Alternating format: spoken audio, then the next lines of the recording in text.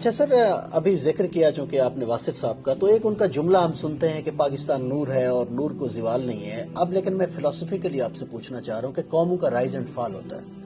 تو میں تو ایز اے 40 سال میری عمر ہے، میں نے بھی دیکھا ہے، ہم نے تو اس سماج پہ رائز دیکھا نہیں ہے. تو ہمیں تو لگتا ہے اب یہ ڈکلائن ہی ہے، یہ تو واحد قوم ہوگی جس پہ رائز آیا نہیں اور فال پہلے آ گیا. جی دیکھیں، یہ سارے جذباتی جملے ہیں، ہم اس میں بلیو نہیں کرتے. یہ لوگوں کی جذباتی خواہشات ہیں. ہم بچپن سے سن رہے تھے، دیکھیں پاکستان پہ خاص اللہ کا کرم ہے، ہر بندہ کھا رہا ہے اور پاکستان ختم نہیں ہو رہا. چل رہا ہے، حالانکہ ختم ہو رہا تھا میرے بھائی. وہ آخری وقت میں پتا چلتا ہے کہ 4 سٹیج کینسر آیا ہوا ہے. درخت کو جب دیمک چاٹتی ہے نا تو اینڈ پہ پتا چلتا ہے جب درخت گرتا ہے. ہم تو اس وقت بھی کہہ رہے تھے کہ یار ایسا نہیں ہے، اس کو روحانیت کے ساتھ نہ جوڑیں. لیس للانسان الا ما سعی. اللہ نے دنیا کو اسباب کے ساتھ جوڑا ہے، انسان کے لیے وہی ہے جس کی وہ کوشش کرتا ہے. ایسے نہیں ہوگا. آپ اگر سردیوں میں ٹھنڈے فرش کے اوپر ننگے پاؤں پھیریں گے تو انشاءاللہ ضرور بیمار ہوں گے. آپ بسم اللہ پڑھ کے ساکٹ میں 2 انگلیاں دیں گے تو انشاءاللہ ضرور موت کا شکار ہوں گے. یہ کون سا آپ نے دین بنایا ہوا ہے کہ وہ اللہ تعالیٰ کا خاص کرم ہے. اللہ تعالیٰ نے تو، اللہ کا تو کوئی رشتہ دار نہیں ہے. سیدھی سی بات ہے. جب خلافت راشدہ ختم ہو گئی 30 سال کے بعد، ٹھیک ہے، بنو امیہ ختم ہوگی، بنو عباس ختم ہوگی، سلطنت عثمانیہ ختم ہوگی، رومنز، پرشینز، اور سب سے بڑی گریٹ بریٹن جن کی حکومت میں سورج ہی غروب نہیں ہوتا تھا وہ ختم ہو گیا. تو یہ بات بالکل جذباتی جملے. یہ جو پاکستان چل رہا تھا نا ابھی، وہ چل رہا نہ تو دعاؤں کی وجہ سے چل رہا تھا اور نہ یہ تھا کہ وہ ترقی کر رہا. ہوتا یہ تھا بقول عمران خان صاحب کہ ہم کرائے کے قاتل تھے، ہم امریکہ کی غلامی کرتے تھے، اس کے اگینسٹ ہمیں معاوضہ ملتا تھا ڈالرز کی شکل میں. تو ضیاء کا دور بڑا خوشحال تھا، حالانکہ کوئی ترقی نہیں ہوئی اس دور کے اندر. ہمیں باہر سے مل رہا تھا، بلکہ ہمیں یہ بیساکھیاں لگائی گئی ہیں.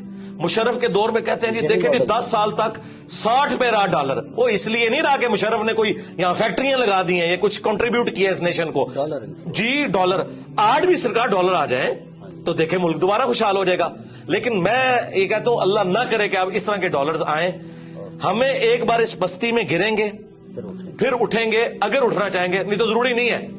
سارے بچے جوانی کی عمر کو پہنچ کے یا بڑھاپے کو نہیں فوت ہوتے، بعض بچپن میں بھی فوت ہو جاتے ہیں. یہ جذباتی باتیں ہیں کہ رائز ہم نے دیکھا نہیں ہے. تو کیا سارے بچے رائز تک پہنچتے ہیں؟ ہماری دعا ہے کہ اچھائی ہو. جرمنی دیکھیں تباہ ہو گیا تھا ورلڈ وار 2 کے اندر. تو آج دنیا میں جرمنی اور جاپان کے مقابلے میں کوئی ملک ہے مجھے بتائیں؟ تو دیکھ لیں وہاں پہ فوجیں اس لیول کی نہیں ہے، پھر بھی لوگ رات کو بڑے آرام سے سوتے ہیں. بس آخری سوال ہے سر، نوجوان جو ہیں اس ملک کے وہی وارث ہیں اور وہی تعداد میں سب سے زیادہ ہیں. بس ان کو ذرا مخاطب کر کے، سیاست، معیشت، معاشرت سب تباہ ہے، تو ہمارا مخاطب تو وہی ہے، وہی کچھ کر سکتے ہیں. جی نوجوانوں کو میں یہ ریکویسٹ کروں گا کہ آپ لوگ جو ہے نا اپنی تعلیم کے اوپر توجہ دیں.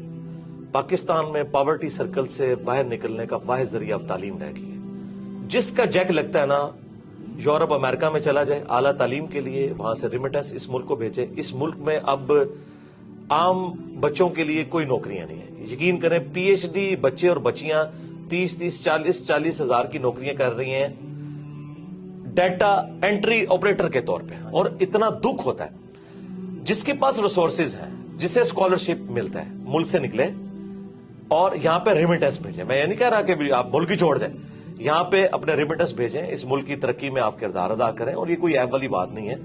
اس وقت بھی آلموسٹ 1 کروڑ کے قریب پاکستانی باہر کے ملک میں بیٹھا ہوا ہے. اور اپنی تعلیم کے اوپر توجہ دیں. اور اگر کسی کے والدین کا کوئی کاروبار ہے تو تعلیم کے ساتھ اس کاروبار میں بیٹھنے میں کوئی آر محسوس نہ کریں. یقین کریں کتنے ان پڑھ لوگ ہیں جنہوں نے ہزاروں پڑھے لکھے نوجوانوں کو جابز دی ہوئی ہیں. آپ اپنے سرکمسٹانسز کو دیکھ کے نا جو بیسٹ پرفارم کر سکتے ہیں کریں، محنت سے جی نہ چرائیں. اور آپ جتنی اپنی ایفرٹ پٹ کر سکتے ہیں نا اپنا مستقبل بنانے کے لیے وہ کوشش کریں. باقی آپ گورنمنٹ سے، اسٹیبلشمنٹ سے، پولیٹیشین سے کوئی امید نہ رکھیں. بالکل کوئی دور دور تک حالات و واقعات یہاں نظر نہیں آ رہے ہیں. جس کا کوئی جیک لگتا ہے بھائی یہاں سے نکلیں اور یہاں آپ پیسہ بھیجیں. میں نکلنا وہ والا نہیں کہہ رہا جی ان کو چھوڑ دیں سرنے کے لیے، یہ میں نہیں کہہ رہا. جس کا کوئی موقع ہے تو مجھے تو اب ایک ہی سورس، یا آپ ایسا ہنر حاصل کریں کہ آپ فری لانسر ہوں اور آپ انٹرنیٹ کے ذریعے پیسے کما سکیں، اس طرح کا کوئی معاملہ کریں. اور جن کے پاس پیسہ ہے نا یار وہ کنٹریبیوٹ کریں نیشن کو. یار پیسے والے لوگ کم از کم سولر اپنے گھروں پہ لگوائیں تاکہ غریب لوگوں کو وابڈا کی بجلی سستی ملے. آپ لوگ بھی اگر وابڈا سے لے کے کھائیں گے جس میں سبسڈی ہوتی ہے شامل، تو غریب آدمی تک کس طرح سستی بجلی پہنچے گی. تو جتنا کو کنٹریبیوٹ کر سکتا ہے وہ کرے. پیغام تو بہت زیادہ دیا جا سکتا ہے, میرا خیال اتنا کافی. بہت شکریہ مرزا صاحب. جزاک اللہ. یہی پیغام ہے جی, اپنی دنیا آپ پیدا کریں نوجوان. مجھے اجازت دیجیے, اللہ حافظ.